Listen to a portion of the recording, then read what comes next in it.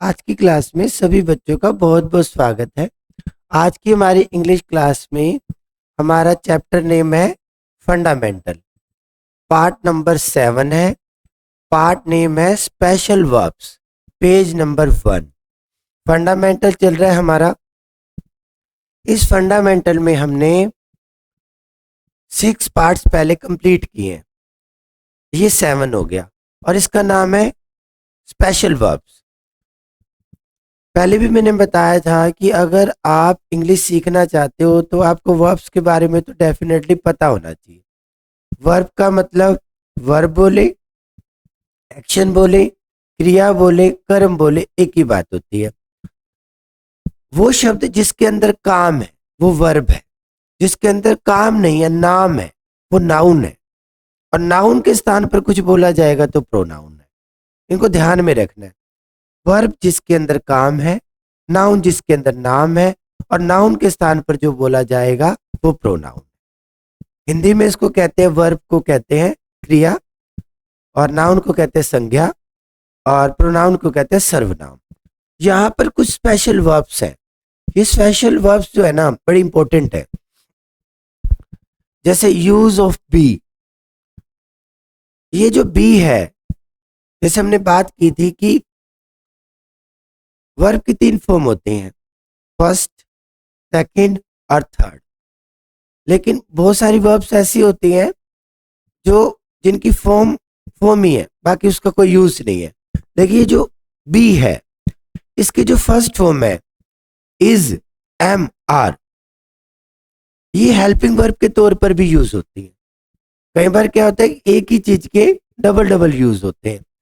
तो जो बी है वो मेन वर्ब के तौर पर भी आती है, और जब इसके रूप आते हैं तो हेल्पिंग वर्ब के तौर पर आते हैं। जैसे इज, एम, आर। कभी इज आएगा, कभी एम आएगा, कभी आर आएगा। ये डिपेंड करता है वर्कर के ऊपर। वर्कर कैसा है वो हमने थोड़ा सा कर भी लिया है और आगे डिटेल में करेंगे। सेकंड फॉर्म, बी की सेकंड फॉर्म वॉज वर है। थर्ड फॉर्म बीन है। और देखा जाए तो वर्ब की 3 फॉर्म होती है, लेकिन डिटेल में पढ़े तो वर्ब की 4 फॉर्म होती हैं। चौथी फॉर्म होती है आईएनजी। आईएनजी के साथ भी सेंटेंसेस बनते हैं। तो मोटे तौर पर अभी यही है कि ये आपने याद रख लेना है। यूज हम बाद में कर लेंगे। बी की first form, second form, third form और आईएनजी। आईएनजी के साथ बी आएगा तो बीइंग के तौर पर आएगा। ऐसे यूज ऑफ डू और डज। जो डू है वो एक वर्ब है, लेकिन ये डू और साथ में डज हेल्पिंग वर्ब भी होते हैं। मतलब ये वो वर्ब्स हैं जो मेन वर्ब भी है और हेल्पिंग वर्ब भी है। जैसे बहुत से प्रिंसिपल्स होते हैं, वो स्कूल में प्रिंसिपल तो होते ही हैं, साथ में टीचर भी होते हैं। ऐसे ही ये मेन वर्ब है, साथ में हेल्पिंग वर्ब भी है। डू और डज।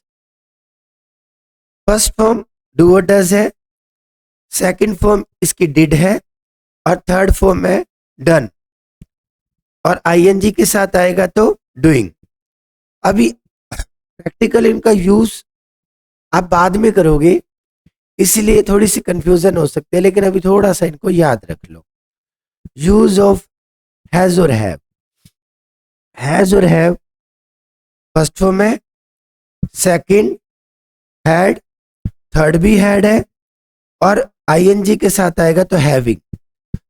मैं दोबारा से रिपीट कर रहा हूं, ये स्पेशल वर्ब्स इसलिए हैं, ये मेन वर्ब भी है और हेल्पिंग वर्ब भी है। इनको आप अच्छे से याद कर लोगे, समझ लोगे तो इनको अच्छे से यूज कर पाओगे। ठीक है, थैंक यू सो मच।